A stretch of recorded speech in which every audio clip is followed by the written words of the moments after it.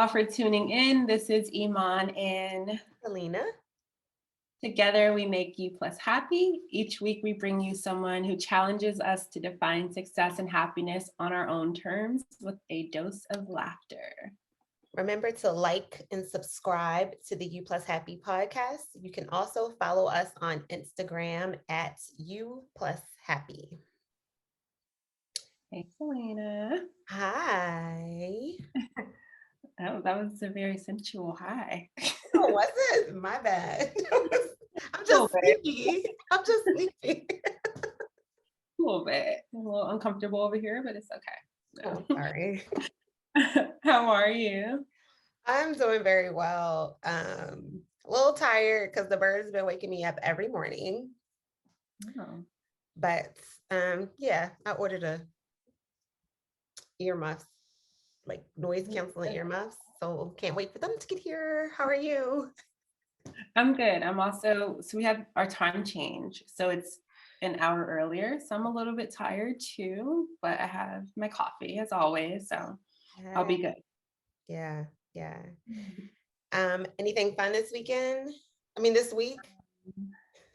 So I had a very busy / stressful week, but I was like, I'm going to take some time out for me. So yesterday I had a pamper day. So, well, the night before the pamper day, I went out dancing, which always makes me happy. So that was fun. And then the next day I had a pamper day. So I went and got my nails done.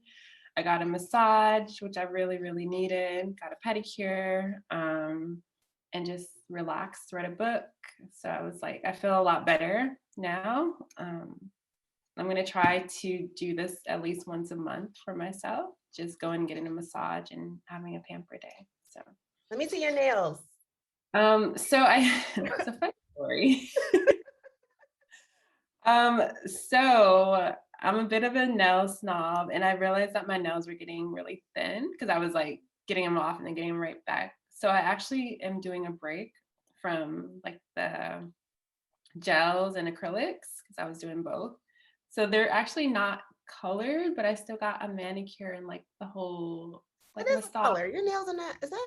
Oh, the camera, like the way the light's reflecting, it looks like they're painted white. No, and they cut them because they were so thin. And I was like, I'm just gonna try and grow some healthy, strong nails. So. It's hard. I tried that. I was getting acrylics for like a year. I got addicted. I did it on a self-care day. I was like, oh, I'll get some acrylics, spice it up. 1 year later, I'm still addicted. But then when the pandemic, when that hit, I took them off obviously, but they were so weak. Yeah.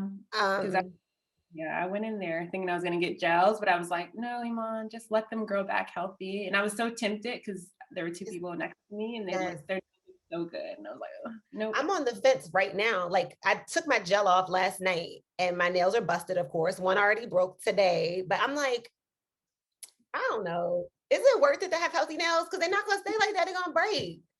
And then you got to paint them all the time. I'm a nail snob too, you know. Yeah, that's both of our weakness. But I'm doing like they gave me like a strengthening thing. So I'm going to do it. I said I'm going to do it for a month and see if I notice a difference. So we'll see. I'm on a healthy nail journey. If you do, good luck. Because I was painting my nails. I followed the instructions for a nail strengthening thing. I was taking vitamins and mine after 3 months, they still were kind of weak. Oh, really? Mm-hmm. So good luck. We'll what about you? Was that what you were going to share? No. we got a little sidetracked with coffee and nails. Let's bring it back. What kind of show? No, y'all, so I had a lot of things that happened this week that were really great. And I wanted to share all of them, but I couldn't. So I'm going to share the ridiculous thing. Okay. If you listen to our show regularly, you know I did this before. I worked out in dress socks again. And I'm... This is about learning from our mistakes, growth. Honestly, like, who let me be an adult? I don't qualify. I don't have the qualifications, like, at all. I can't. The socks look like ankle socks. Again, I got out there jogging, slippity slip, blister over big toe. I need help. I keep telling everybody I need to get fired from this adulting job. Nobody will help me. What do I do? I don't know how to choose the right socks for the right occasion. Wait, so are the dress socks just because the regular socks aren't available at the time? Or is this like a conscious, like, oh, I have two options, I'm going to choose this? No, it's not conscious. Most things I do aren't. But this is like, they look like ankle socks. They're not. They weren't. When I put them on, I was like, oh, this is an ankle sock. What dress sock is an ankle sock? That don't even make sense. It's just really like, I was like, shit, I did it again. I've expressed myself plenty of times that I need help. No one's listening to me. So any of our listeners, if you have advice for Selena, please leave some comments. I have to go to like a sock consultant. So done. So moving on, who do we have on the show? On the show this week, Selena? So this week, I'm really excited about our guests. We had a really good conversation, and Iman and I learned so much. This week, we talked to married couple Maiki and Travis, who are entrepreneurs and real estate professionals building generational wealth and teaching others how they do too. They found that real estate could meet their desire to build better communities while living an abundant life according to their own values. They want to share what they are continually learning and save others from the mistakes they made while maximizing lifestyle design for themselves, community, and their families. The conventional rules don't always work. So for more, you can visit them at their website. It's going to be in the show notes, but it's liveaxios.com. And you can follow them on Instagram at Coupled Investments. And we are honored to have them on the show. Oh, hi, how are you? Hi, it's Maiki. Hi, Maiki. I'm Selena. This is my co-host and friend, Iman. Awesome. Nice to meet you guys. Is it okay if we hop in now? Yeah. Okay. So if you just give us like just a brief overview of what you do and like how you got started. You want to just okay. So basically we're both working professionals, right?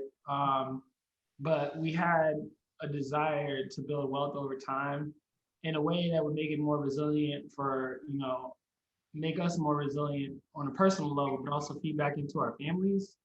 And we were trying to figure out like how to do that. I mean, America's system, it's kind of like a gotcha game, right? Like there's all these things you can take advantage of, but you have to know about them first. And then, you got to kind of get yourself outside of the rat race to even take advantage of them. So, we had this like shared desire to build wealth. And it was so strong amongst both of us that we just were like, okay, how are we going to do this together?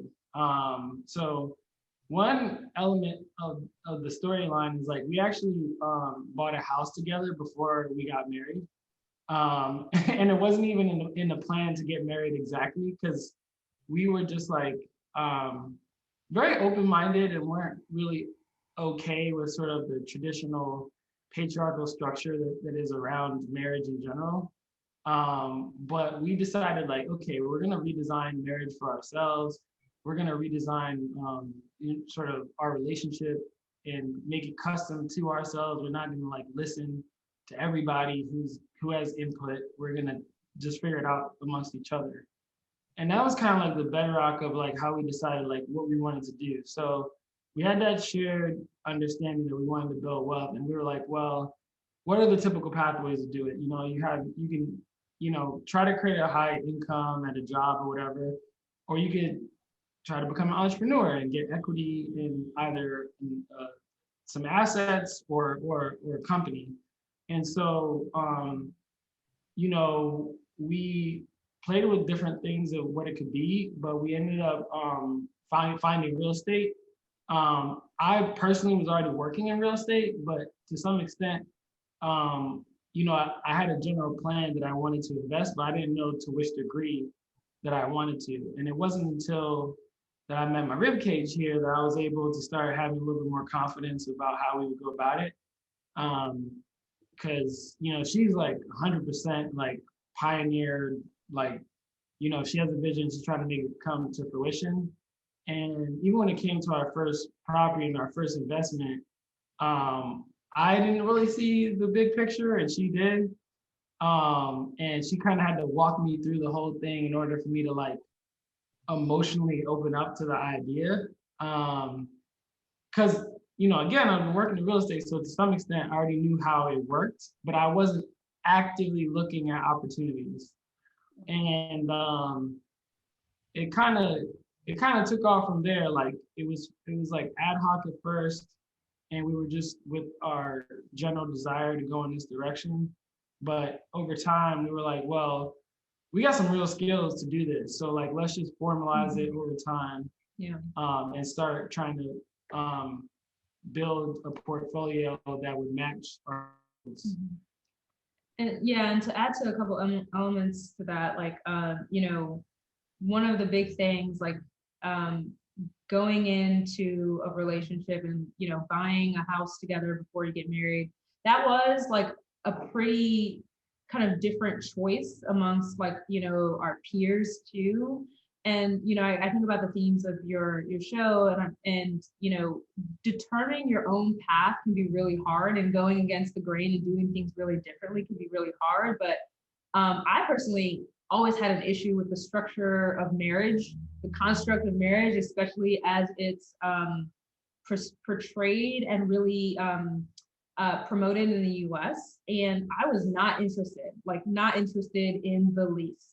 And it was really interesting, the different, the difference in my relationship with Travis was like, I felt like we didn't need marriage at all to be together and to be in a partnership and to do, like kind of drive at our goals together. It was just like, it was something that, provided us the access, and allowed us to navigate this current, like this cultural setting better. But it was like an added bonus, and it's been great. But I feel like that the bedrock of our foundation was already there, like that partnership and commitment was already there. As opposed to how it's typically kind of done, like people see marriage as the thing that you're really committing to, like that's the thing. Once you're in marriage, that's what's holding you together, and it's just not like that. Look at divorce rates. So that was a great experience, like starting off this like venture into real estate and getting our first property and going through that together, like building our partnership. And that was really showed me a lot about how we can work and solve problems together. And then it was just like we were committed to each other, our goals, and we could definitely see the relationship, the business, and everything coming together from there. And true to kind of how we got started, like I feel like those early moments when we were kind of creating this dream and refining it really highlighted the core things about us to each other, like how we like to work together, how we like to solve problems together, that have been, that have kept us going.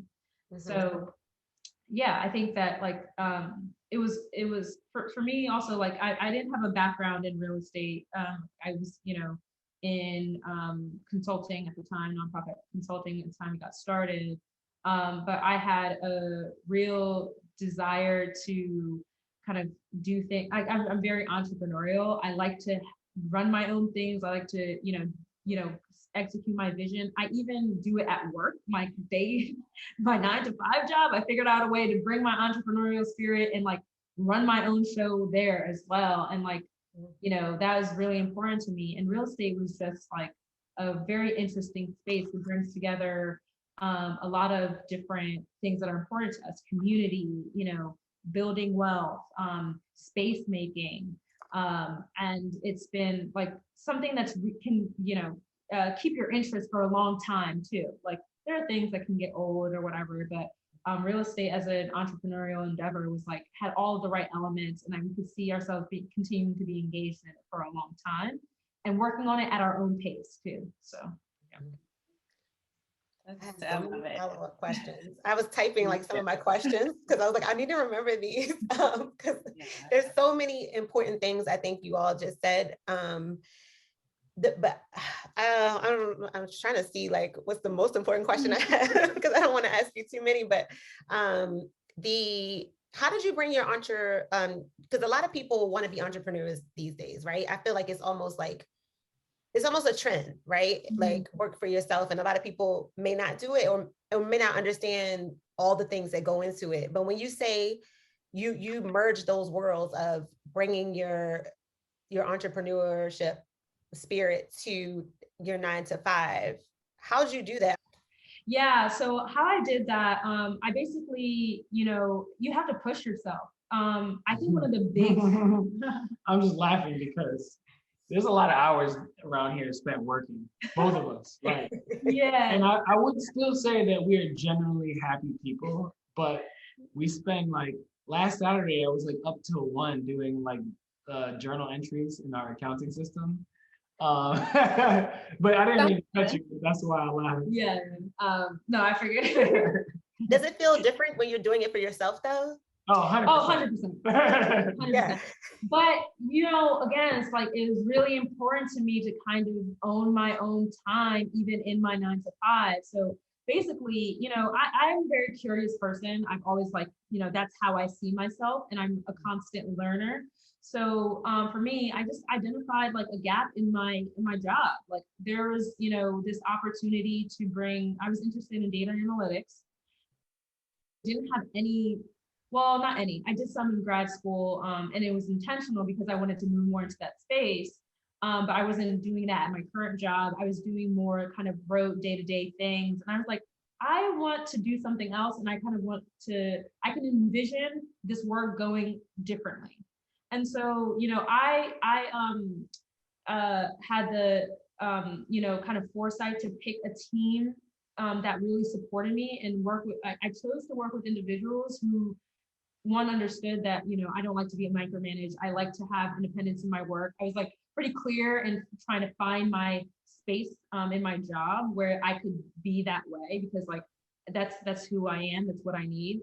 And I found these folks. And so when I came to them and I was like, look, I want to do this thing. I don't have all the skill sets yet, but, give me this training. I'm going to do this training and I will get this thing rolling. And they were like, yeah, you want to do this and, increase this work, which is it was analytics work, bringing analytics capacity to human capital work. And my team didn't have that yet. So they were really excited about it. We're really supportive. 2 great women that I just have so much respect for. And they were, very supportive in me doing this. And I just leaned into it, and I said it takes time and hours because I had to train myself. I had to take trainings, to improve my data analytics and data visualization skills. I had to really struggle to understand unfamiliar information. And I also had to be really, I had to engage with people who knew more than I did, but I still had to, wield influence and authority without having influence and authority. So I feel like those are all the things you do as an entrepreneur. You wear a million different hats. Mm-hmm. You have to figure things out on the fly. You're always learning. You have to be curious. You have to be able to be comfortable not knowing shit. Like you just have to be comfortable not knowing stuff, but still being able to push through. Making critical decisions with limited amount of information. Yes, I'm a strong believer in I think that's how we're able to iterate very quickly too. Like we can do the research, learn, figure it out, understand the next steps in a short amount of time. And it's more important for me and, and Travis, I would say too, like to get to the point of implementing, trying it. So it's the same with my day-to-day job, my 9 to 5 job. It was more important for me to just jump in and learn while doing and kind of show that I was capable of doing it than to kind of wait on the sidelines and kind of worry about it, overanalyze it, try to make sure that everything was perfect. It wasn't perfect, but I grew my team, and now I have a team of like 4 people that I manage, and it's a new body of work, and I get to like basically I get to work on what I want to work on. I have been working what I want to work on, and it makes my day to day so much more enjoyable. I love my team, I love my work, and I'm motivated to do it. In addition, to the entrepreneurial wealth building work that Travis and I do together. So can I add one thing, just watching you work too? And I think we both have to do it. It's also constant negotiations, little, small, whatever size that they come in, because you had to turn back to your organization and explain to them the value you really could bring. And then you also had to have a case study and prove that first before they allowed you to do something that had to do with like business development and to throw resources behind it. And after you did prove that, now they just keep giving you more resources. So that's kind of, I added an addendum to how she described merging her entrepreneurial endeavors in her day job, because we both are constantly doing the same thing. We counsel each other on doing that. And so, if I could take a stab at the same question, even though it wasn't quite posed to me, I would say that,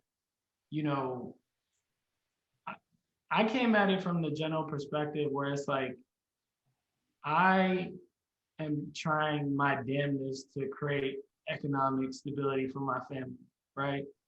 I'm coming from a household where my mom made less than, she's a single parent, and made less than $13,000 a year to take care of 2 kids. And she worked crazy hours and only was able to get $13,000 a year. And so, it was just like this equation. Whatever we're doing is not working. It hasn't worked for generations in this society. And quite honestly, there's this idea of a meritocracy that's being sort of projected in the background that, if you're in this sort of circumstance, well, you deserve it. I never agreed with it, because I saw how hard my mom worked, and I never saw her really truly benefit from the skills that she brought to all the organizations that she worked with. She was constantly demerited, constantly berated, even though she was one of the best people that ever worked in any of those organizations. And it was because she didn't have the veneer to say that she's well educated or whatever. So for me, when I entered the workforce, I always had this plan to sort of like level up beyond I won't even call it a plan. It was a general idea that I would level up beyond sort of the rat race, so to speak, because I have to figure out a way to make myself whole, and then the generations that are coming up behind me. So when it came to choosing a job, I just did research. I was like, what's the most entrepreneurial field I can get into so I can use whatever I learned and turn it into entrepreneurship? I may have not had the foresight that I had learned enough that it was time to turn into a trigger. She was the one who brought that to me, that I had learned enough that I could start using it already. And that I need to turn my knowledge into actual outcomes more immediately. But I came at it from this standpoint where it's like, if it doesn't help me become an entrepreneur, I'm not doing it. So I came at it from the jump street like that. Fast forward 7, 8 years into my career now. Well, actually 6. I always do that, age myself too much. 6 years in my career now, I'm actually in a month gonna be full-time entrepreneur. And it did have to do with a lot of reskilling, as Maiki had said, because my traditional training in college was as an anthropologist, and that was a heavy part of it. But it was also knowing when to ask and when to push the envelope. I think sometimes when people are doing this work, they don't recognize that they got a modicum of knowledge that people are willing to pay for, because that's what the whole entire system is dependent on, like you having a specialization. So They got people who are, when it pertains to real estate, they got people who are developers, people who swing hammers or contractors, other people who put the finance together. And you got to know where your valuation is in the market as fast as you can, and then that is the way you can be an asset to your day job, and they'll let you do something entrepreneurial ASAP, or you can be an asset to yourself and start building out your own organization.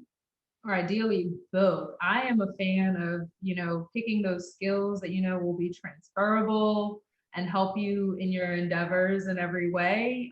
And I think at the crux of it, it takes a couple of components, like really knowing yourself and what you really want, right? And also, being willing to ask for it. You don't know what you can get until you ask. Even with your employers, like, there's like, talent is a resource.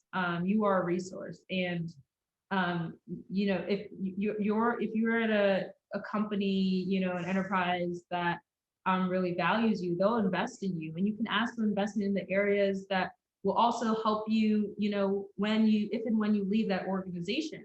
And I always encourage people to think that way, because at the end of the day, employers are their employers. Like, they can choose to have you here one day, choose to not have you the next day.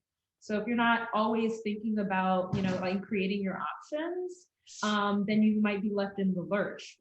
Whereas you can take advantage of, the things that, like, take advantage of the time that you have, the opportunity you have, but always be thinking about, okay, what can I take to the next thing, and eventually my own thing. And I think that's a big piece of it. Like thinking about, it's the skills that will help you own your own time, own your own wealth, your space. I feel like that ownership piece is really big. And it doesn't happen overnight, but you can build towards that, at a 9 to 5, with that long-term goal in mind. Yeah, for sure. I think that's an important shift in perception. I met someone a while ago who told me, like, if you have to get a job because you want to support your dreams or your ultimate goals, use the job how they use you, not in a not in a transactional way, but you're going to spend your time there, get as much as you can out of it. They're going to get as much as they can out of you. Exactly. And I love that shift that happened, because usually I was like, oh, I just gotta get a job to pay bills while I'm working on my other thing. But it doesn't have to be like that. And I love the way you guys are explaining it. You're just thinking super long term. And what you said about your mom, I think a lot about, I know a lot of people who are broke, but they are not lazy. And that's like, they just don't, what you said in the beginning, Travis, with like this gotcha in America, they just don't know. They just don't know how to play the game. And I'm one of the people, and I'm starting to see a little bit behind the curtain to try to navigate the world in a different way. But I think it's so important that you said that. And that's why I think that's part of the reason that me and Iman even started this, is like, we want people to think different, and that encourages, and what you all are saying encourages that. Yes, it's a shame when I see people work so hard. They'll have 2 and 3 jobs. They work all the time and they don't have anything, nothing. And when they go, all their money's, there's nothing left. So I think that was an important part. And then we could just spread that as much as possible, to just have that shift about thinking about the way you work. Yeah. And I'll add a little bit more color to that, because I think it's important. My family had already been through 2 foreclosures. They had attempted to do the whole American dream thing, right? And so if you look at the stats between, wealth for white families and versus Black families, average white household has about 100K worth of net worth, and the average Black family has about 5,000 to 6,000. So they're on average 20 times more wealth than we do, and it's typically via the household, right? Somebody bought a house 60 years ago, paid off the mortgage on a 30-year mortgage, transferred it to a son or a set of children. They divvied it up in either the sale, or they're still keeping it and living rent-free, right? It seems so mundane, but to live rent-free for your entire life, literally, is tens of thousands, if not hundreds of thousands of dollars, right? So and then when you get to sell it, it's also like a coupon to you, right? So like, did my family have the wrong idea about how to build wealth in this country? Absolutely not. right? But then there's the gotcha part. You have to do it the right way. So, you know, I literally became obsessed with it. I mean, some of the most stressful moments in my life was being forcibly moved.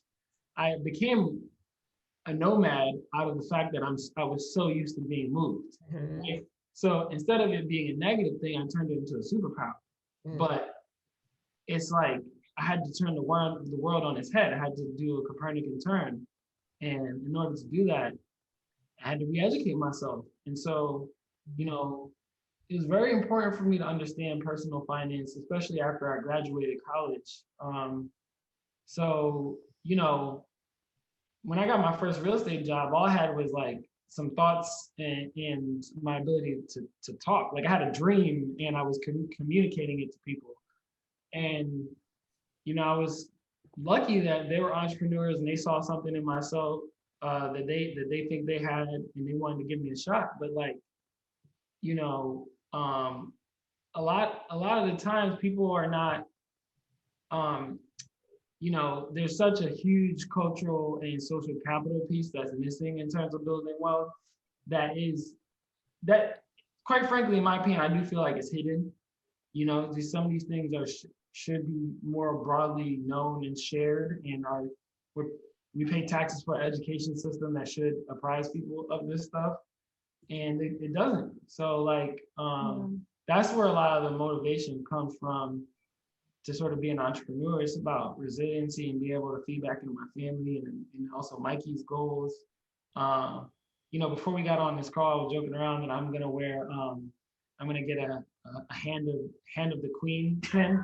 Are you guys Game of Thrones fans? It's like, No, but oh, if you watch Game of Thrones, you know the reference. There's a person who works I've heard in it. King, and their whole job is to make the king's desires real. And so they're called the hand, and they wear a pin that's literally a symbol of a hand. And I was like, you know, in my head, that's my role, you know. And it's, you know, Mikey is like the pinnacle of that, but it's not just for her. I got nieces, you know, that, you know, one is less than 1 years old, none of them's 3. I got, you know, sister, 2 sisters, older brother, and if I can show them a sliver of how to do this and then give them an opportunity when they need it, that's what I'm building this for. And, you know, a lot of the times, because our culture becomes so banal as a society, people think that I just want to be like wealthier just for myself. So when they hear me say it, it's like, oh, you just want a Benz or you want to buy those new Jordans and I'm like, do I? Because have you ever seen me wear those things? I literally was not like laughing because I'm like, that's just not us at all. I'm like, what? But people think that that's why I'm working. You're like, oh, like, isn't it? Someone asked me like the other day, Yeah, like, why do you work so hard or something? and I was just like, What? I was blown away by the question. I was like, you don't want to keep your people safe? Like, what is driving you? Have options, you know? Yeah. I was thinking about Travis, when we were just talking about that exposure and not having access to the resources. So like a few years back, I did like a fellowship in Northern California, and the guy that I was staying with had 2 children, like 10 and 12 years old, that would come over on the weekends. And I remember at a certain time every day, he would sit them down and just talk about, well, investments. He would do almost like a little quiz about, and I was just like, dang, they're learning this. And they knew a lot of the answers at like 10 and 12 years old. I'm sure they already have, because the guy had some money, but I'm like, I'm sure they already have college and a house kind of laid out for them, but it's that knowledge and just passing down. So I love that idea of, you're like, I'm learning all this, I'm doing all this because I didn't have it growing up, and the plan is to pass that along, because I feel like that's where it starts. Like, Yeah, and we're actively doing it. I have a younger sister who's a freshman at Penn, and you know, she sees what we're doing. I try not to like project too much, you know, like expectations, because I think that's really hard to deal with. But she comes to me naturally to ask questions, and you know, I will share all the books that I've read with her and talk through it with her and answer her questions. Like, you know, she has read The Richest Man in Babylon, one of my one of the books that I recommend to a lot of folks, just to change how you think about money. Rich Dad Poor Dad, and others. Thinking in Bets by Annie Duke, which is about decision making. I'm recommending all of these books to her because I think it's important to get that mindset early. I feel like I came to it a little bit late, which is funny because it was like out of college. I wasn't making much money, but I was really, again, curious about how people just really maintain their wealth and grow their wealth. And I just started I got really into the tax system because I was just looking at this and I was like, this is where the winners and losers are decided. And the more I looked into it, the more it was just so clear to me. And I got obsessed. So from then on, it was more like, okay, this is really a game. And and I get excited about these things because one of the most interesting things to me is to be able to use your ingenuity, figure out problems, and really optimize it and hack the shit out of it, and the tax game kind of was represented all of that to me. So there's a lot of that knowledge about how to navigate these really important systems. And I kid you not, I think that's has been one of our biggest wealth generators. Just two things: knowing how to manage the money we have, because I think people underestimate that. Being able to do personal finance and manage the money that you have will get you very far. And also maximizing that with the tools that you have and your knowledge. And every year that you maximize it, it adds back into itself. So immediately, it also compounds over time. If you think about the time value of money. Yeah, and so, but simultaneously, every year you don't do it is the year that it stagnates. So it's like you're actually losing out every single time, because if you don't get to that other pinnacle, you can't take advantage of the next. Yeah, exactly. And it just started very early on, not making a lot of money, but figuring out how to make what I had work, and then just continuing to learn, and also think about how I could share with, again, our family members, which is really big, because this is how, this is what wealthy people do. And it's such a normal thing to share their knowledge about how to build wealth. They'll set their kids up, their grandchildren up, their family members up for life in these ways, and yeah, it's important to learn how that all works, and start to really implement it for ourselves. As soon as we learned, it was you learn this thing. Oh, I just read this new tax code thing. How can we do this? It was really like that.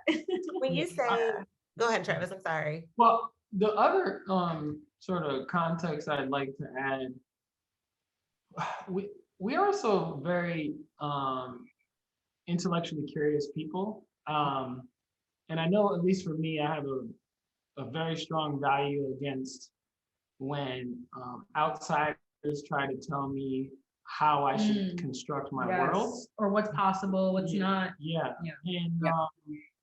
And I'll just say a couple things. I had some very personal experiences. When I was in 3rd grade, I had a teacher, or was it 5th grade? Whatever. Her name is Mrs. Green. You can totally put this in the podcast. Miss Green. She told me as a 5th grader or 3rd grader, I can't remember the exact year, I wasn't going to be anything, that my future was already sunk. That's what she told me. And they had to come get me that day because I refused to accept it.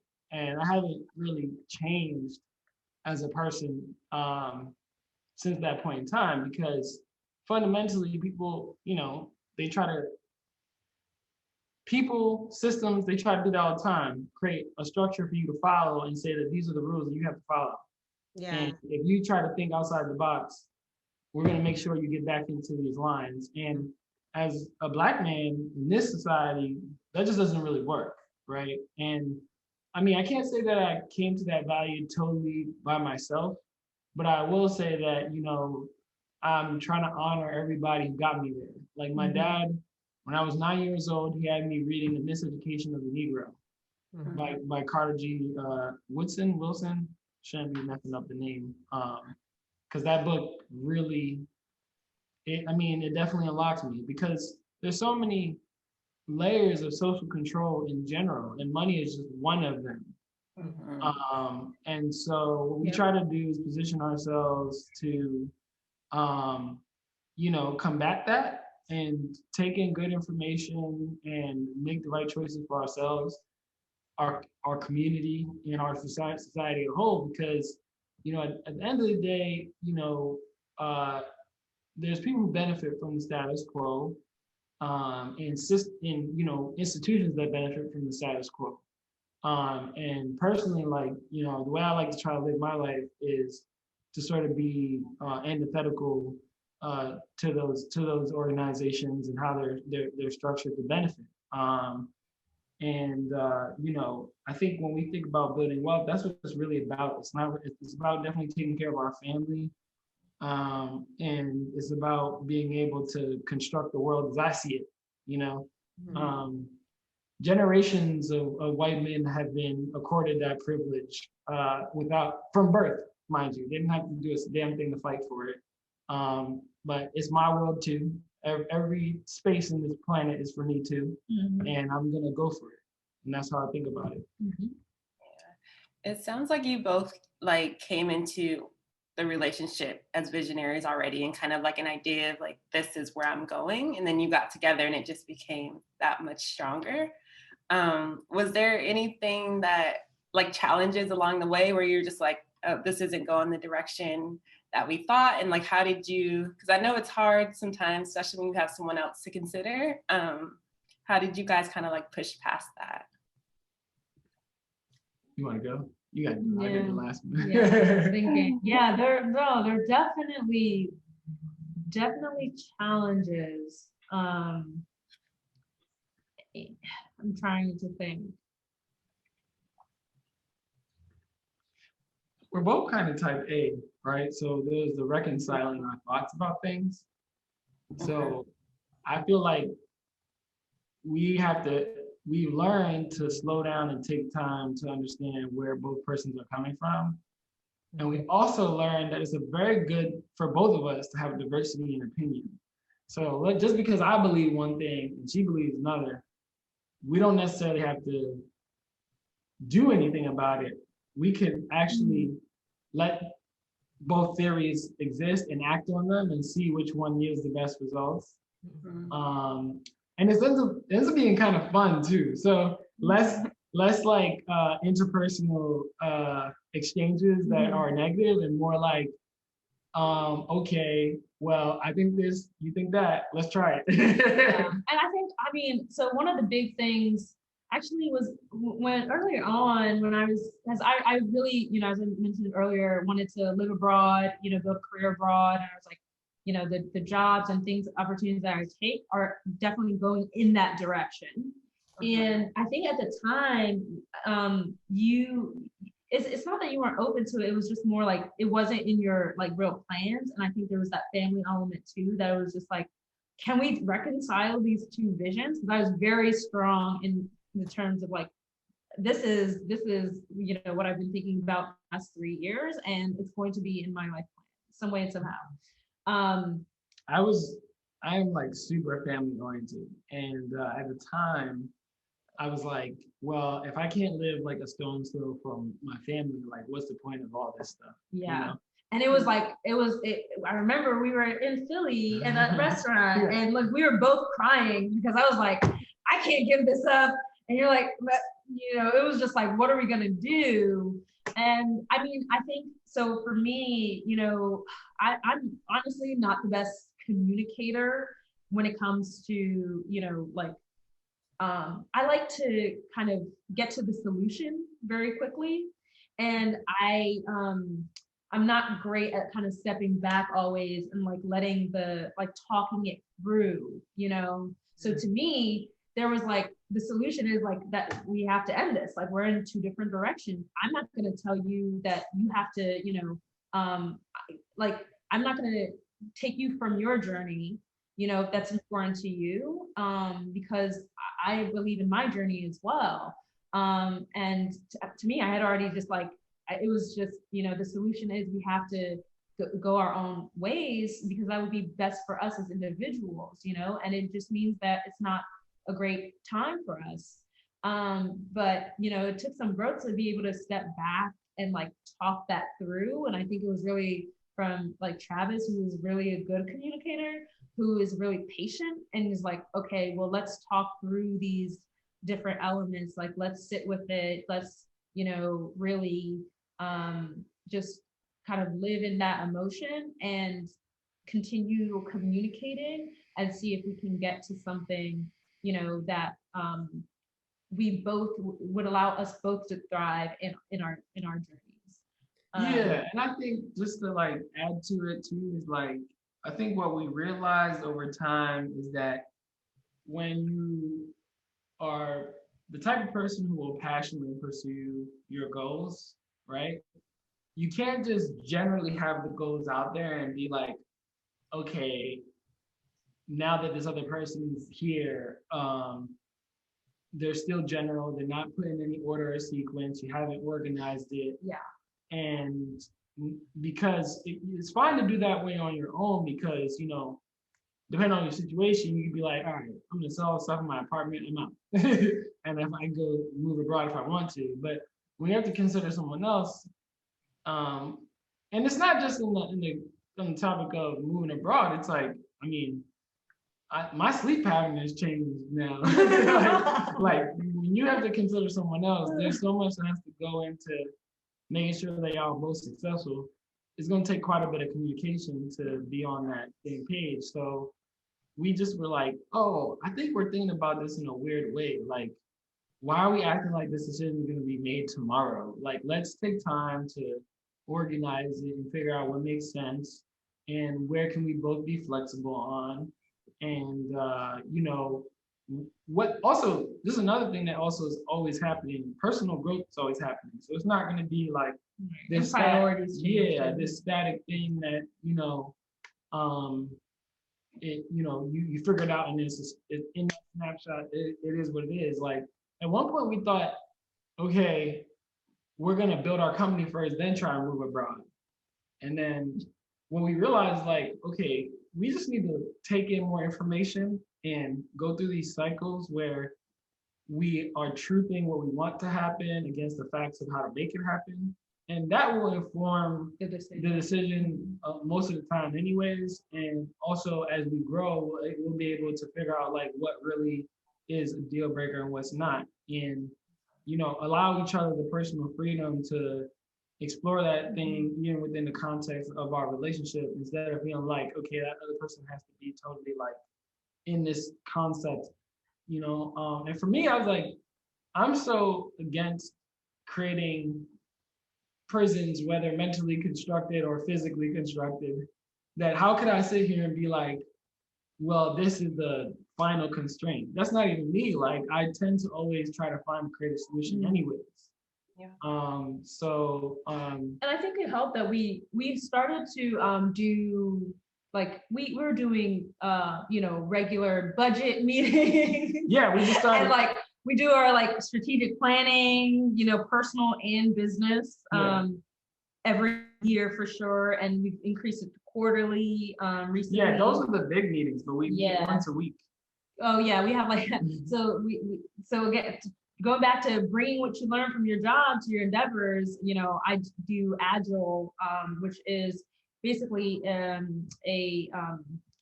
like a project management approach for software development. And we implement that in our like regular business as well. So like, we do a weekly Scrum. We've adapted it for our purposes, but we've taken that like framework and, brought it into our business to make us work better.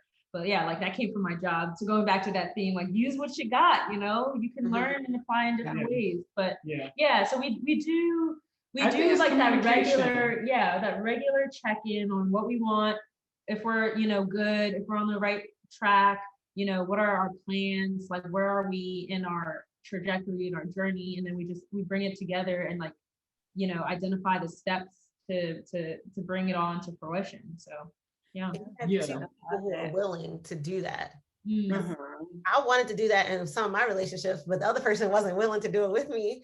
So I can't communicate if you won't do it. It's like, if you won't have this exchange with me, Right. I mean, I was down for these meetings. I was ready, and they were not showing up to the meeting. So, for you guys to do that consistently is like, I don't think that should go like just that happens often. Like that's just take that for granted sort of thing. Yeah. I feel like it's so, like, going off of what Selena said, and I feel like, and maybe that's just my experience, I know Selena's had a similar, it's so rare to find someone that is driven and motivated where they're like, this is where I'm going, but also flexible. Because I've run into a lot of people that are ambitious and they have their goals, but then if your goals don't align with them, they're like, nope. So it's like, it's so nice that you guys are able to say like, hey, this is my vision, this is mine. Like, how can we find some middle ground? Because I don't think that's, it's really rare to find That's that. what Maiki said too. She was ready to, she was like, all right, well, it's not gonna work. And that's what I would have said. So it's amazing. What were you gonna say, Travis? Well, to be honest, I think we both care about each other more than we care about our goals. And if you fundamentally care about the other person, you want to see them happy. And as humans, you have to be progressing towards your goal. Like, if you feel totally stagnant, you're not going to feel happy. And so, if we're together and we're truly concerned with each other's happiness, then we gotta figure it out. Like, it's that if that's the way you construct it and you think about it that way, it's almost like an obstacle not to figure it out. And why would you end such a beautiful thing of being together in a relationship that we're building together if you're not trying to figure it out in the first place? Like, that's what you're signing up to do. And I thought, from my perspective, I thought the thing that would make him happy, which it was very important for me, was to be able to, be around his family. And I was just like, I don't want to take you from that. Sometimes, like, it's like you're not right for the person. Like, they actually, for them to be happy, for them to have the best, you might not be right. And that's what I started to think, before we got into the deeper conversation and like really kind of spent time sitting with it and thinking it through together, but yeah, just to like, it wasn't like, I wanted to do my own thing. I did, but it was also like, I don't think that, the journey that I want to be on would also bring him closer to his vision of happiness, which was important to me. Yeah, and we just ended up reconciling that. I mean, I think my concept of interacting with my family, I was making an assumption that just because I was geographically close to them, that I would see them all the time. And that's just like not how life works, right? Like, people is busy as hell. Yeah. So then I was like, it occurred to me, hey, I'm probably gonna see my family like 6 to 12 times a year. So that's either every month or every month.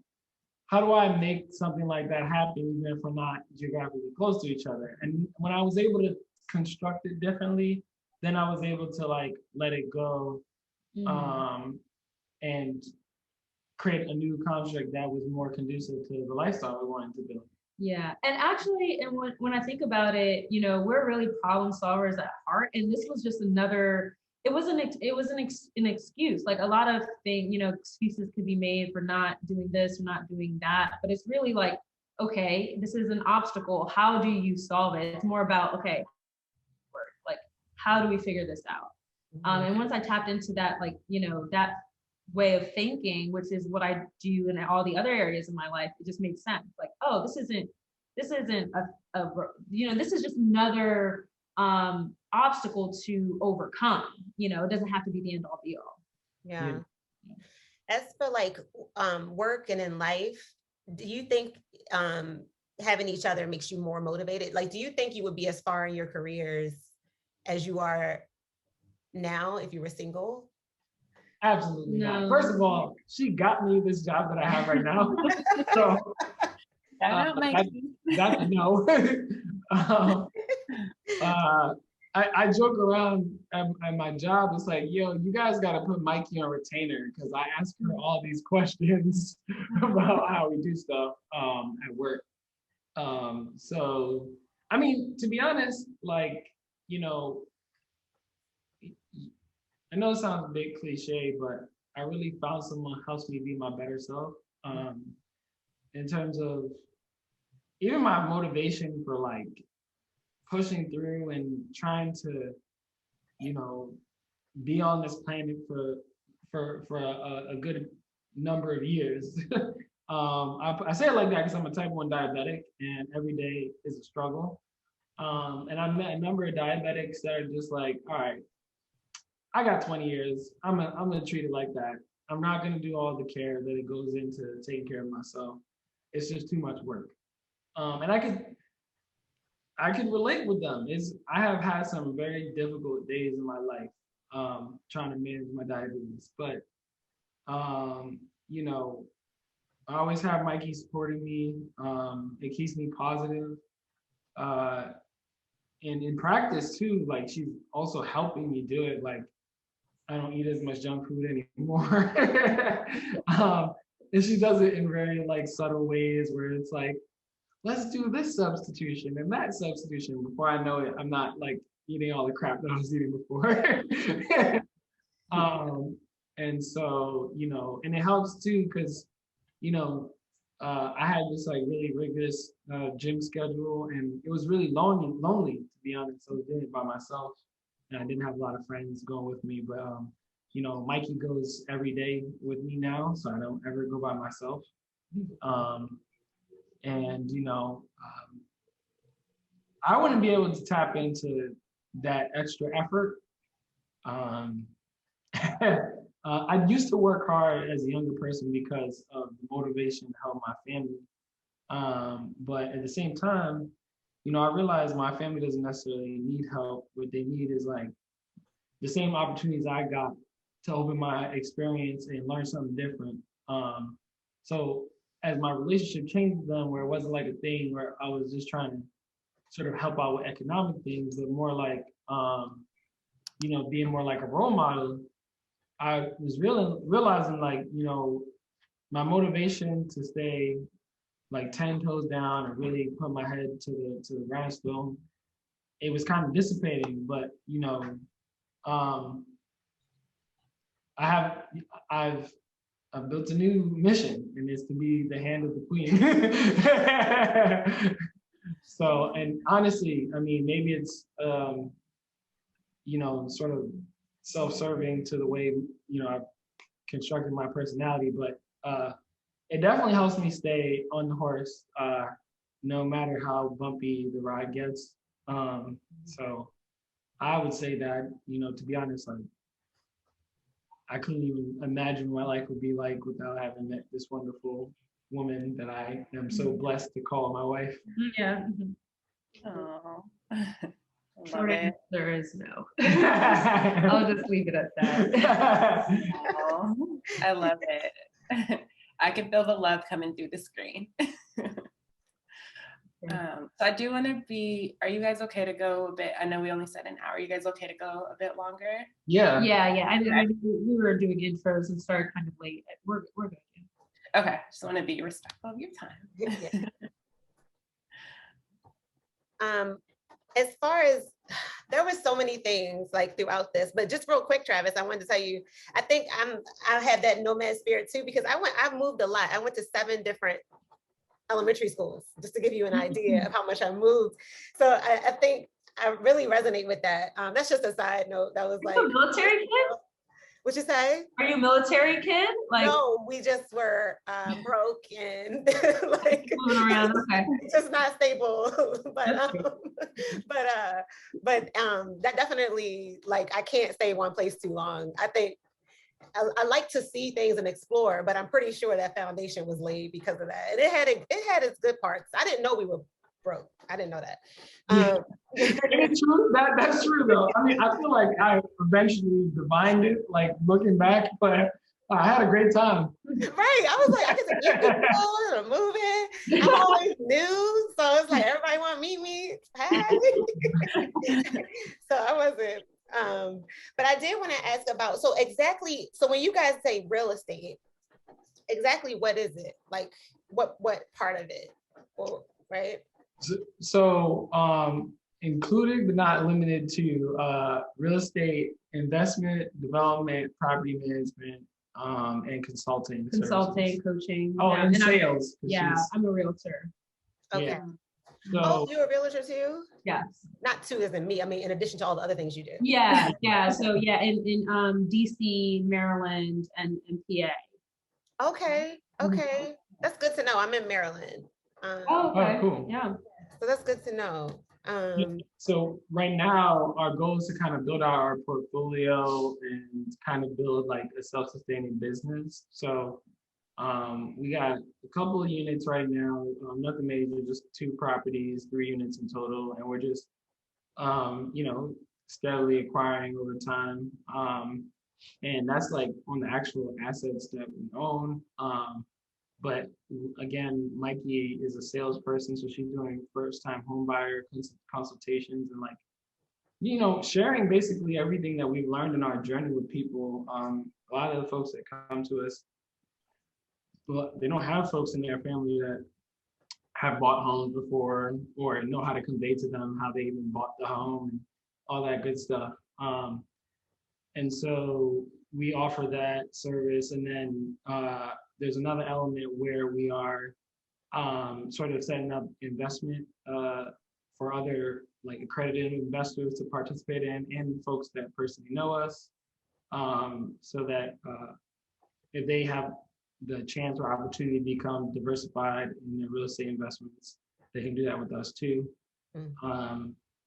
So I think that's pretty much all the services. Oh, and obviously like real estate investment consulting. So some folks like need help thinking about, okay, based off my profile, what type of investment should I select? Yeah, how to structure the finances, build the pro forma, and Travis did his finishing his master's in real estate as well. So yeah, there's both like, kind of been hands-on doing the real estate and then also kind of continuing to learn about it, professionalizing it, me through the realtor licensing and that work, and Travis in his job, and also I forgot about that. In your master's program. So at my job, I'm the director of strategy and analytics at an affordable housing company. And so basically what I do is I'm responsible for identifying like the leading and lagging key performance indicators that help us improve any of the operations on our actual properties, or if we're, anything in the back office that might be affecting how efficient we are. So that's part of my job too. And then also creating processes around acquiring, developing, and leasing properties and disposing of them too. So actually, it's my job to help to make sure all the processes that need to be written and documented are, and that they're audited over time to make sure that they're performing. And so, like obviously that feeds back into the professional consulting that we're doing, because if I'm able to do it at this level for an organization that has a revenue of like $7 million, I'm pretty sure I could help smaller entrepreneurs get started and how they're thinking about it. Yeah, because you have the exposure to like the larger kind of development, real estate investment. Yeah, it's like both, right? Like we've done it from the ground up, and then also I see what a more mature company looks like. And not to add another thing, but also I'm getting my certificate in accounting at University of Maryland. So I can basically help people think through the financial bit, and if they need to make a decision based off of how they should move that in a way that impacts their balance sheet and their future opportunities to invest. So it is a lot that we're doing. Full plates. Do you guys ever have fun? Just a quick question. Before we get unscripted, we have a lot of fun. Yes. Yeah, we have tons of fun. First of all, I would like to say we think this real estate stuff is super fun. Yeah, we also like nerding out about this stuff. Yeah, like I think the business stuff is really fun. It's like getting to do the creative side, try new things, keep learning. So that is fun. You ever walk into a place that you actually built? Yeah. And then someone else lives there? that shit is Yeah, that's a cool. different feeling. Yeah. So Yeah. there's that part about it. So there's that like general lifestyle happiness, but then on a day to day, we actually, we do have moments where we have peak work, Yeah. but then we also have a lot of downtime too. Like, somehow we've Fair. I don't agree. Look. Fair. We're actually Like 15 minutes in the morning. we're actually pretty ruthless about our time management, and that's kind of how. That's what it is. Yeah, we are. And so even with each other, it's like you're a minute over. Yeah, for sure. For sure. Definitely good at time management. And then, we like a lot of experiential things. So we travel, we do like salsa dancing together, we work out together. We're on this crazy lifting program right now. Yeah. That's a whole nother thing. But we, what else we've done? I feel like we picked up a couple. Oh, I was doing Krav Maga, martial arts. So this whole time, right? We're getting our second asset. She just started her job with Deloitte, and she's like, all right, I'm gonna go get my certificate in first year Krav Maga. I'm like, where are you gonna find the time to do this shit? And she actually busted it out. She like did this like 7-day, like 8-hour training where all they did was like basically like beat her up and then she attacked people back. Yeah, okay. Yeah, we have fun hobbies. We do. That sounds like fun. Yeah. I'm a glutton for punishment. You'd be surprised how much time is in the day. Yeah. If you just put it towards things that aren't like, for instance, I'm a habitual Instagram scroller, right? And I was like, what if I just take that time and like just do emails instead, right? My entire inbox, first of all, this thing that I didn't think was possible, my inbox was handled. You know what I mean? Yeah. And then it didn't take any more time out of my day. I just decided to only to stop using Instagram in a certain way. And all of a sudden my email was handled. No, what's really important about that is I had gotten sidetracked, but I went back to my goal list. And Iman, I told her about this. When I write my goals out, I write like the times, like I'm talking about even stuff like doing my face mask, like every little thing. And when I did that, I was like, damn, you can get a lot done when you're not just BSing throughout the day. And I even schedule play-in. So I'm like, from 5 to 6, I'm going to play. And play for me could be Instagram or read my book, a fun book, anything. But I can do anything I want in that allotted time. Even before I met y'all, I had 3 hours to cook, run errands, work out, and get dressed. And I did all that. But if I didn't have to meet you guys, I would have BS that. And that would have taken like the rest of my day. Like I'd still been out running errands. And so I think that's important for listeners too. Like if you really sit down and strategically plan your time out, you can get so much done. And thank y'all for that reminder. I'm gonna look up a certificate because it's like, it helps your self-esteem. I think it helps your self-esteem. Like you feel like you get that sense of accomplishment. Right. Yeah. I have a weekly planner I live by, and I do the digital thing. You don't have one. She's got 3 planners over there. I know. I've been doing it for a while, but it really like time blocking is a big thing, and It's a big thing. This is the smallest one. This is the smallest one. There are 3 more. Yeah, like every hour, and then we have our shared calendars. We meet every week to make sure that we're on track. And honestly, it might sound stressful to some people, but when you understand the time that you have and where it's going, it's just actually you free up a lot of space. You're not thinking about, oh wait, what did I need to do in this half hour, hour like this weekend? It's pretty much all there. So yeah. And then we do actually have tons of fun. We go out not so the thing is we don't go out all the time. I'm not a big I need to go to a bar every night or anything like that, but every month we'll go out to go to a club. Well, in the last 5 years we went to London, Paris, France, where else did we go? Iceland on that trip. Yeah, Cancun. Then we went to Puerto Rico twice. We're actually low-key moving to Puerto Rico in a month, but we talk about it later.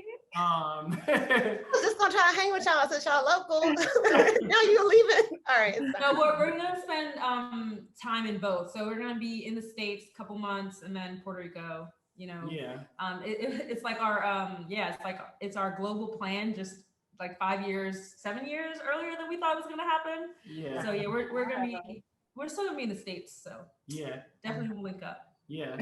But where else did we go? We also went to Mexico. We went to LA in November. We had one of our good friends lived in New York for a little bit, and we went to New York like you were seeing him like, all the time. Yeah, because he is a real interesting dude too. But he got really busy. But when he wasn't, we saw him like every week or something like that, and we just would roll through. And this type of dude who he had a real nice place, like crazy downtown Manhattan apartment with a roof deck, the only roof deck in the building that was on the 36th floor, and it overlooked the entire city. And he would just be like, all right, let's have 40 people over. And so I got my first tattoo because of this man. And so basically what happened was I was like, oh, dude, I'm about to find a tattoo artist when we go to LA. And he was like, what you mean you gonna find a tattoo artist when we get one tonight? And he Instagrammed all the tattoo artists he could find, and he got one of them to show up to his apartment while he had this party planned. And I got to line up and be the first person to get a tattoo. And afterwards, 20 other people got a tattoo at his party. And that was just because so we think about things in vision and then do it. Oh, yeah, he's on a whole. He's my best friend, but he's also like low key like one of my role models, because anytime he has a thought, it's in seconds. Like he's already working on trying to make it happen, and it could be for pleasure, it could be for work. That's just how he is. And honestly, I try. So if that dude calls me, I can go anywhere that he wants to go. It's true. It's like exactly that. We going to Timbuktu? All right, bet we have a special fund dedicated for a good time. Yes, for this guy. A budget line item for this fund. Yeah. So we have a good time. Yeah. That's good that you find that balance. Because when you guys are talking about everything, I'm just like, ooh, like when do you? But that's so right. And I feel like for me, time management, Selena knows, is not my strength.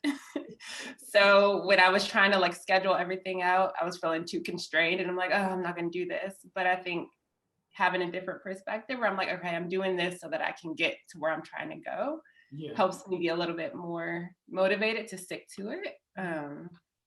So yeah, you guys have inspired me with all these trips. I'm like, all right, come on. If you need a planner recommendations, I got you. Okay. And to be honest, you can grow in this capacity too. Like Maiki knows when she met me, I wasn't a great time manager, and I still am working on it. But world's way different, because I just started asking her, okay, what do you do in this scenario to manage your time? She's like, okay, I do this. And it was very helpful to get those pointers from her, because I noticed that as soon as I started interacting with my schedule the same way that she did, I was able to do things a little bit more efficiently, and it gave me that much more time to do things. So it does feel like somehow the plate is getting bigger instead of it overflowing. It's almost like, I don't know, I just figured out how to do all this stuff now. Yeah. I like that visual, like the plates get bigger versus it overflowing. I like that. He's so good at analogies and stuff like that. Oh my God. Yeah. And it's like, you also had to make some choices about it too. Like, eventually we'll get an assistant, like, because if you're trying to grow a business and then still have a day job and like still wanting to be in both, for both of us, is tough, but I don't think I would have it any other way.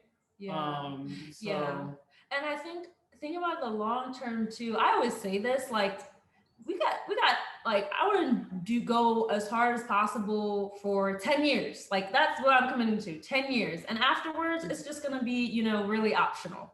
Like, and that amount of energy. It's not going to be the same, but I'm committing to like maximizing this energy, the spirit, and you know, all the things that we have, this momentum for 10 years. And then and giving myself that kind of like time period also helps because I really believe things are cyclical. You're not always on the same, you don't always have the same energy.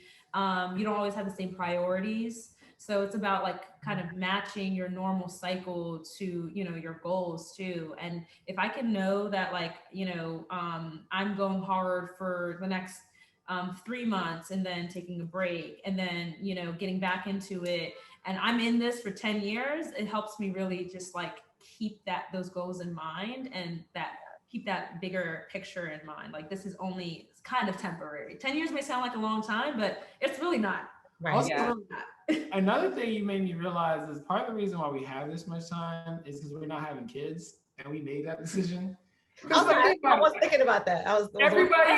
Everybody else gets to this point in their life, and they're like, all right, let's pump out some babies. And then it's like, okay, when you decide to make that decision, that's great for you, but you know, it does come with the fact that every waking hour outside of work is going to be about them. Yeah. So my question, I would like turn it back and be like, okay, do you know any like mid-career professionals in their 30-somethings with children that are also have time for themselves? And the answer is they do. People make time. I mean, people make it work. But I'm not saying which friends you've been watching? Our friends with kids do not have time. Okay. They disappear. They don't even go to the sometimes fun stuff. Yeah. They are not around. It's a different. So I would say they would say they have a different kind of time. You know what I mean? And they would say that they have a different kind of fun. Yeah. So it's just different. I'm not getting tattoos on rooftops in Manhattan. Yeah, right. Yeah. Like picking up and moving to Puerto Rico. Yeah. That's right. Happening for everyone. But yeah, no, I think people make, like, if you really want something, you know, no matter what, you'll make it work. If you want to have kids and like, you know, build a business and move, you'll figure it out. And people do it. It's just like, it's not in our plans. Like, you know, we have, I had a lot of really great mentors, you know, over the course of my life, career, and I'm excited to be a mentor for a very long time. You know, I'm already doing that for my sister and her friends, and like that's my form of parenting, I guess, you know, and that's how that manifests. And for thinking about, you know, ways that are unconventional, I don't feel compelled at all to have kids of my own. Yeah. I love our lifestyle. Everybody tries to peer pressure us though. I know how it is. Iman, you should know too. I never heard you say it, but people will try to convince me, like, you'll be a good mom. Shut up. I don't want that job though. Right. Exactly. I didn't ask for all that. I don't think I'd be good at something I would like hate. Yeah, people used to tell me I'd be a good lawyer, and then I was like, I don't want to do that shit. Right. Yeah, but I mean, I'm pretty sure about this no kids thing. Oh no! I knew I wasn't having kids when I was 29. Probably knew my whole life. Well, we don't have a lot. I have a lot more questions, but not for today because I would keep y'all here for hours. But I always say this. I want you, but I'm serious. I would love for y'all to come back on the show, right? Yes. And but Iman, did you have any other questions? I did just want to ask the friendship thing, because you kind of mentioned one of your best friends, but I guess for both of you, what like qualities and traits do your friends have to have, or like your inner circle to kind of, because it sounds like they're both very motivated. So I'm wondering, like, who are your people? I love that question. Yeah, my people really, like, they are, you know, very open-minded, you know, and very curious as well. I think, the people that I get along the most, that my true friends, like long-term friends, are very also accepting. You know, I think that goes along with being open-minded and curious. You just like, when you engage something new, your reaction is not like, no, what is this? Like, no way. It's like, oh, how does this work? You know, it's like more inquisitive. And I would say too, like, I think values oriented. Yeah, values are really big. And I think that really determines who you spend time with. Like, you know, being someone who's very interested in like having new experiences, trying new things, like really experiencing life in, you know, in the way that I want to, and kind of driving towards success in the way I define. I feel like I naturally kind of gravitate towards people who have that kind of the same mentality. And you know, they value having more time. You know, they value you know, having like global experiences. They value learning more about different cultures, and you know, they value learning. Um, yeah, I think those would be like the core elements of, you know, the friendships that I treasure most. Yeah, I think it's I mean, I never thought about this before, but we act all of our friends, like I get along with all of your friends and you get along with all of mine. And part of that is because I think I have some of the same criteria. Like all my friends are just like super out of the box in terms of like how they think about things. I'm thinking about Ramin. Yeah. Yeah, my guy will challenge any construct, give it to him, and he'll think it all the way through. And it's cool because you find different ways of being, existing, and doing things when you are that way. Yeah. And I that's what I love the most about my friends. Like, yeah, I think about my friend Courtney, who's like, we've just had so many great conversations, experiences, and it's always because we just engage life with this like, okay, what is this? What's this new thing? Like, are we thinking about this in a really conventional way? How can we look at this differently? How can we approach this differently? And it's awesome. I think a lot of my friends too are very empathic. Is that the right word? Yeah, where it's like empaths. They're thinking about their emotions throughout the entire journey of life and the friendship. Yeah, and then they're also trying to do their best to like be thoughtful people and additive. You know, they're not. I've never had a friend like, you know, I see memes online about people who are haters. I don't really know that many because my friends, I've never had an experience of a friend like really tearing me down in any form or fashion. They're always like bigging me up and they always got my back. They like really got my back. Like I know Bert would take a bullet for me and I would take a bullet for him. Like, you know, my friend Ramin, Kwame, like Olu, I just keep going. Like these are all people with really big hearts. And, you know, they are like my family members. I already know like if I got an issue or they got an issue, like I'm showing up for them, you know? And that tends to be kind of the common thread between all of them. Big hearts and open-minded. Yeah, and like also, I'm like keep going on, but like also communication. I think in any relationship, including friendships, like setting expectations about like how you do friendship and like what kind of friend you are. You know, I've had to do that recently, and it makes a real difference. Like I think that's a defining line. Like, yeah, I'm the kind of friend who will do X, X, and X, and I feel like with my really close friends, I can do that. I can say like, here's how I perform friendship and how I receive friendship. And it's always that, like, again, like that communication and making sure that we have the right expectations of each other, you know, and to keep that like friendship, that bond going strong. Even as we change and grow, we're always kind of communicating about that. Yeah.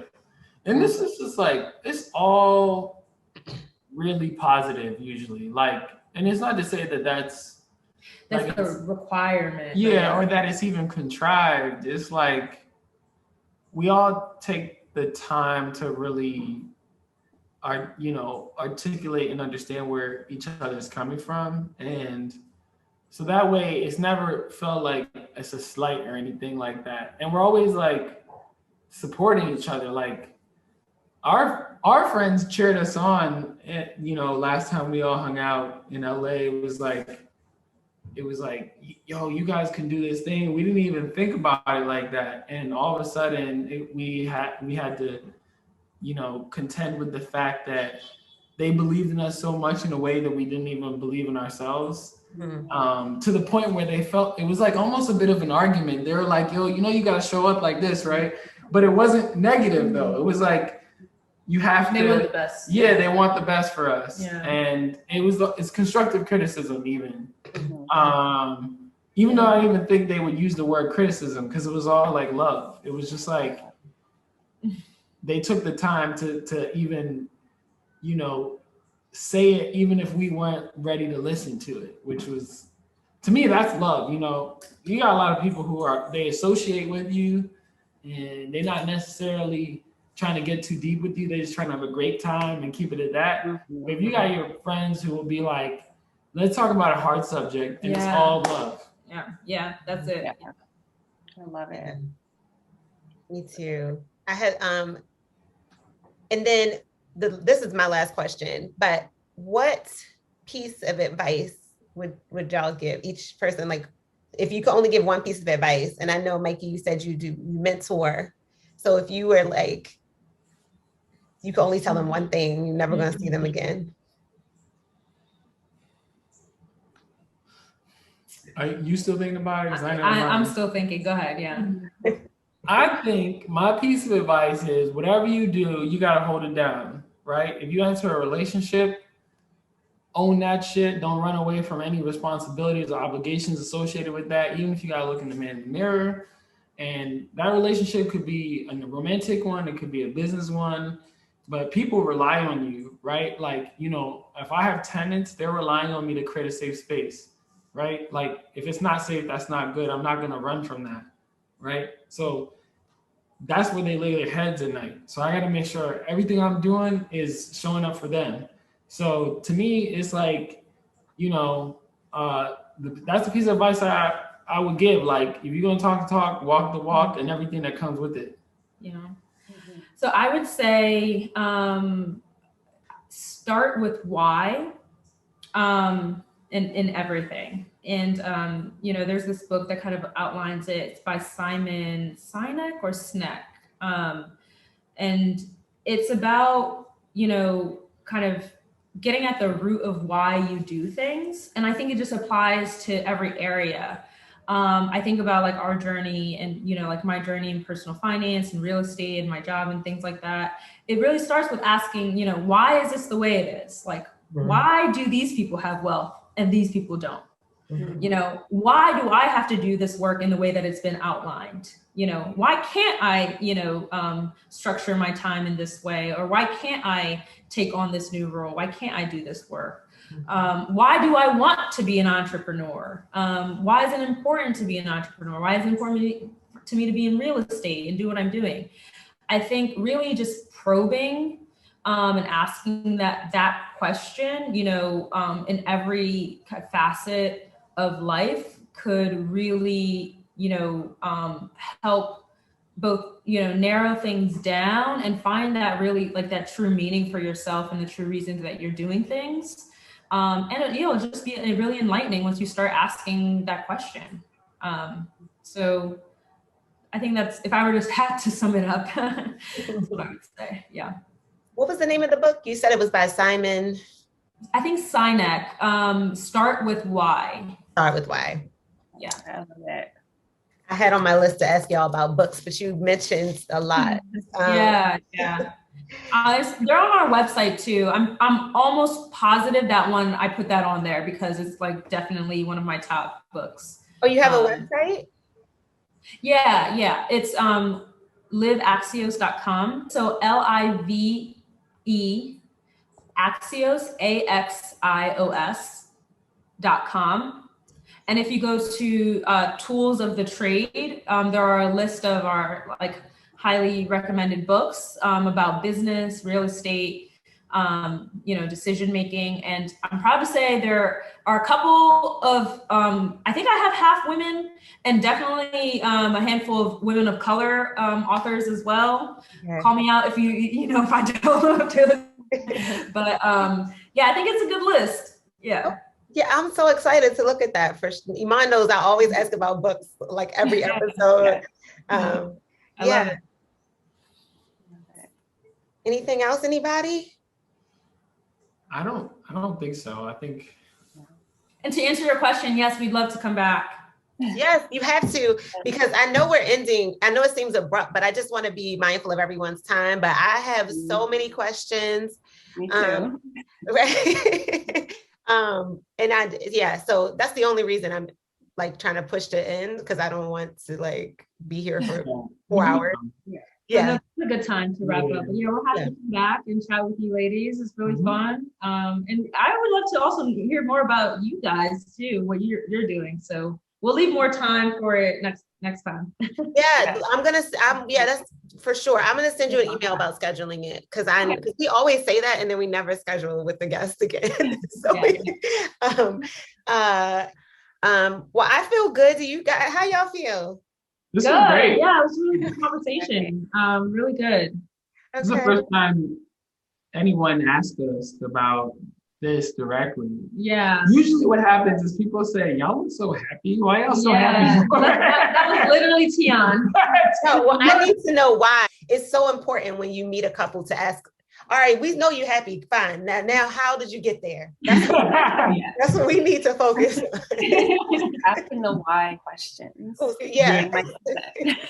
Yeah, it's real. That's literally the when we met Tian, that's literally what happened. Because he was like, y'all so damn happy. It was a group of them and his friends, because I got invited by a coworker, and Tian is opening this restaurant.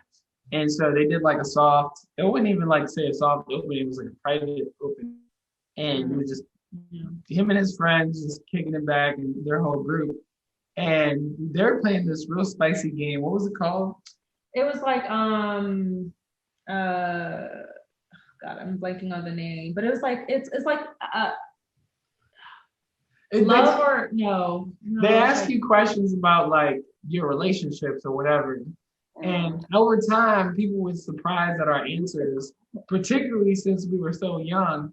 And then they just started probing us. And then by the end of the night, I remember Tian being like, why y'all so fucking happy for? And so different. It was we had some wild answers. It was really funny. So that's why when he told us about this podcast, I was like, this is hilarious. Did he make this up? Love it. He clearly made this up to prank us. We gotta leave in a minute. So all right, we're gonna close. We're gonna close. We just do a little outro. Okay. So we'll do that now.